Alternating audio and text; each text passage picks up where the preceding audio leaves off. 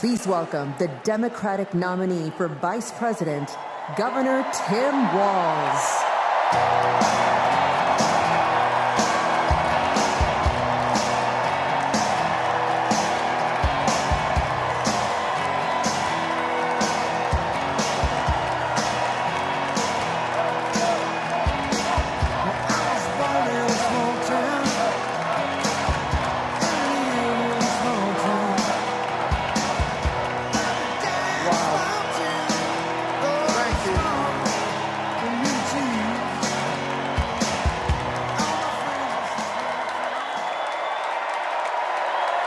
Thank you.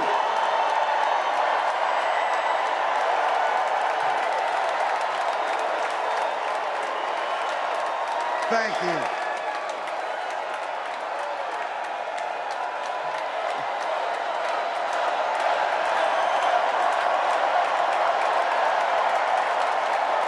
Wow.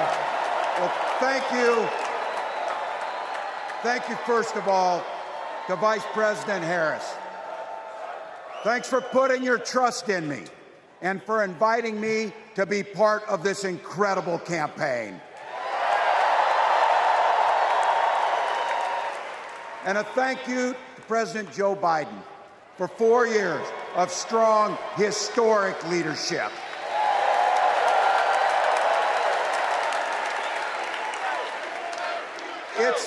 It's the honor of my life to accept your nomination for Vice President of the United States.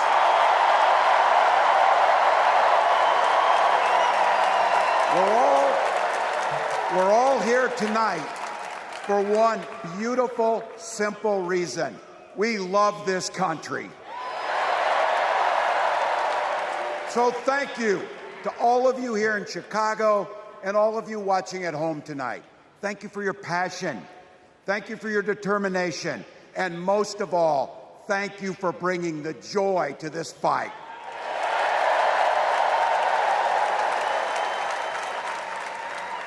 Now, I grew up in Butte, Nebraska, a town of 400 people.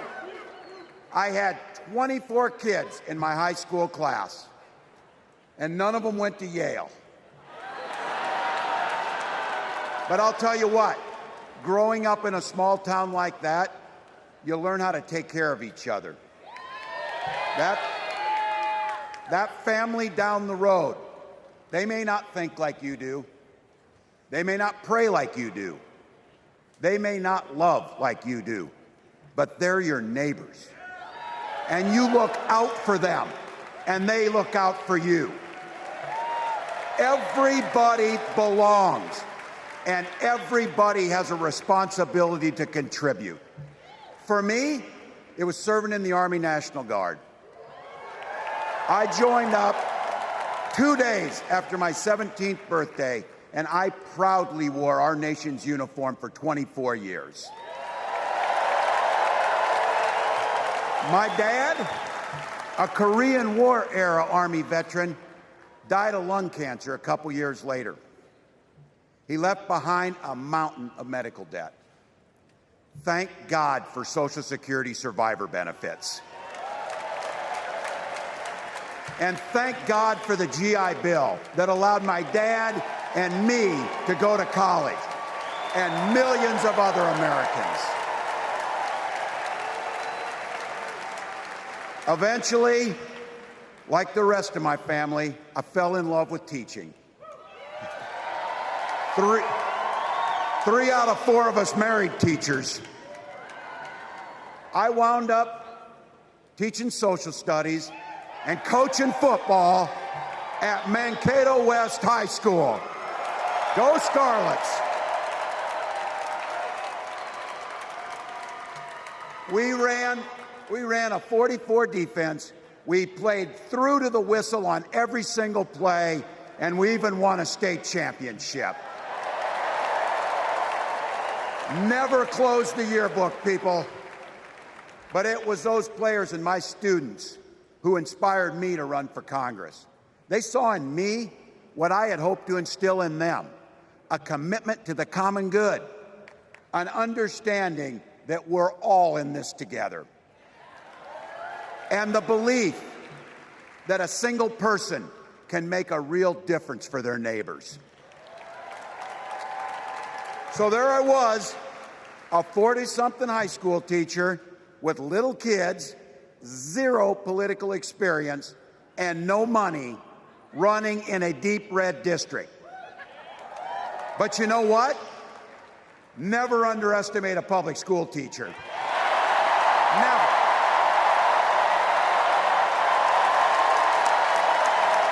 I represented my neighbors in Congress for 12 years, and I learned an awful lot. I learned how to work across the aisle on issues like growing the rural economies and taking care of veterans. And I learned how to compromise without compromising my values. Then I came back to serve as governor, and we got right to work, making a difference in our neighbors' lives. We cut taxes for the middle class. We passed paid family and medical leave. We invested in fighting crime and affordable housing.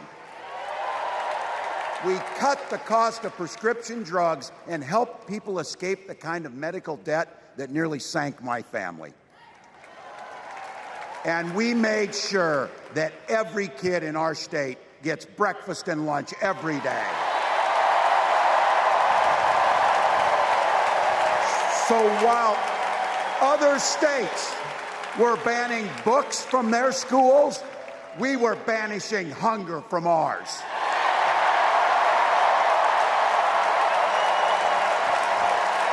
We also protected reproductive freedom because in Minnesota, we respect our neighbors and the personal choices they make. And even if we wouldn't make those same choices for ourselves, we've got a golden rule. Mind your own damn business.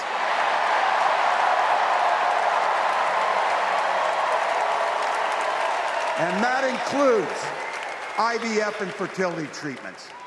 And this is personal for Gwen and I. If you've never experienced the hell that is infertility, I guarantee you, you know somebody who has. And I can remember praying each night for a phone call. The pit in your stomach when the phone had rang, and the absolute agony when we heard the treatments hadn't worked. It took Gwen and I years, but we had access to fertility treatments. And when our daughter was born, we named her Hope. Hope, Gus, and Gwen, you are my entire world, and I love you.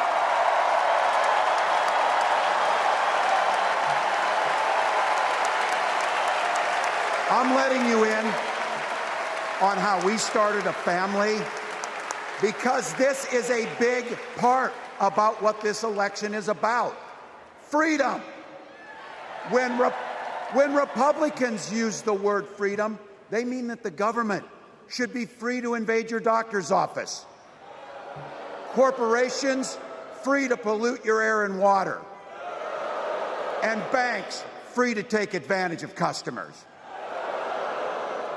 But when we Democrats talk about freedom, we mean the freedom to make a better life for yourself and the people that you love. Freedom to make your own health care decisions. And yeah, your kids' freedom to go to school without worrying about being shot dead in the hall. Look, I know guns. I'm a veteran. I'm a hunter. And I was a better shot than most Republicans in Congress, and I got the trophies to prove it. But I'm also a dad. I believe in the Second Amendment, but I also believe our first responsibility is to keep our kids safe.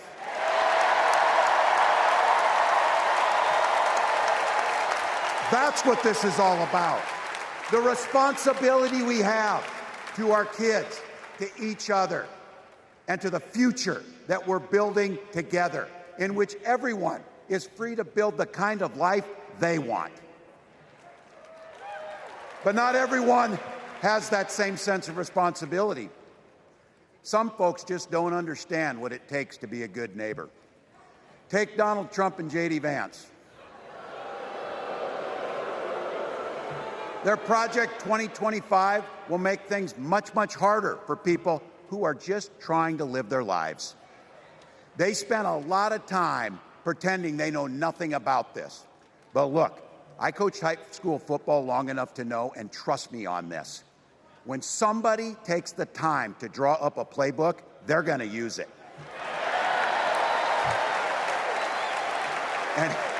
And we know if these guys get back in the White House, they'll start jacking up the costs on the middle class, they'll repeal the Affordable Care Act, they'll gut Social Security and Medicare, and they will ban abortion across this country with or without Congress. Here's the thing. It's an agenda nobody asked for. It's an agenda that serves nobody except the richest and the most extreme amongst us. And it's an agenda that does nothing for our neighbors in need. Is it weird? Absolutely. Absolutely. But it's also wrong. And it's dangerous. It's not just me saying so. It's Trump's own people. They were with him for 4 years. They're warning us that the next 4 years will be much, much worse. You know, when I was teaching every year, we'd elect a student body president. And you know what? Those teenagers could teach Donald Trump a hell of a lot about what a leader is. Leaders don't spend all day insulting people and blaming others. Leaders do the work. So I don't know about you. I'm ready to turn the page on these guys. So go ahead. Say it with me. We're not going back.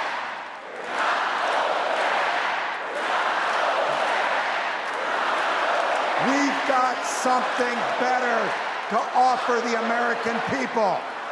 It starts with our candidate, Kamala Harris. From her first day as a prosecutor, as a district attorney, as an attorney general, as a United States senator, and then our vice president, she's fought on the side of the American people.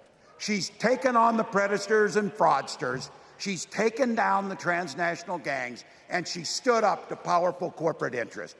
She has never hesitated to reach across that aisle if it meant improving your lives. And she's always done it with energy, with passion, and with joy. Folks, we've got a chance to make Kamala Harris the next president of the United States.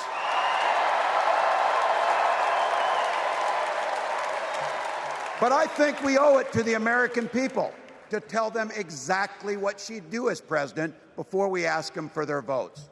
So here, this is the part, clip and save it and send it to your undecided relatives so they know. If you're a middle-class family or a family trying to get into the middle class, Kamala Harris is going to cut your taxes. If you're getting squeezed by prescription drug prices, Kamala Harris is going to take on Big Pharma. If you're hoping to buy a home, Kamala Harris is going to help make it more affordable. And no matter who you are, Kamala Harris is going to stand up and fight for your freedom to live the life that you want to lead. Because that's what we want for ourselves, and it's what we want for our neighbors. You know, you might not know it, but I haven't given a lot of big speeches like this. But I have given a lot of pep talks. So let me finish with this, team. It's the fourth quarter. We're down a field goal, but we're on offense and we've got the ball. We're driving down the field. And boy, do we have the right team. Kamala Harris is tough. Kamala Harris is experienced, and Kamala Harris is ready. Our Our job for everyone watching is to get in the trenches and do the blocking and tackling. 1 inch at a time, 1 yard at a time, 1 phone call at a time, 1 door knock at a time, 1 $5 donation at a time. Look, we got 76 days. That's nothing. There'll be time to sleep when you're dead. We're going to leave it on the field. That's how we'll keep moving forward. That's how we'll turn the page on Donald Trump. That's how we'll build a country where workers come first. Health care and housing are human rights. And the government stays the hell out of your bedroom.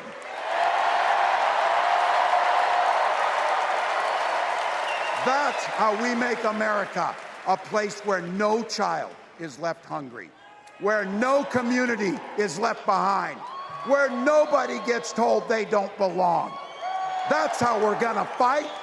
And as the next president of the United States always says, when we fight, when we fight, when we fight,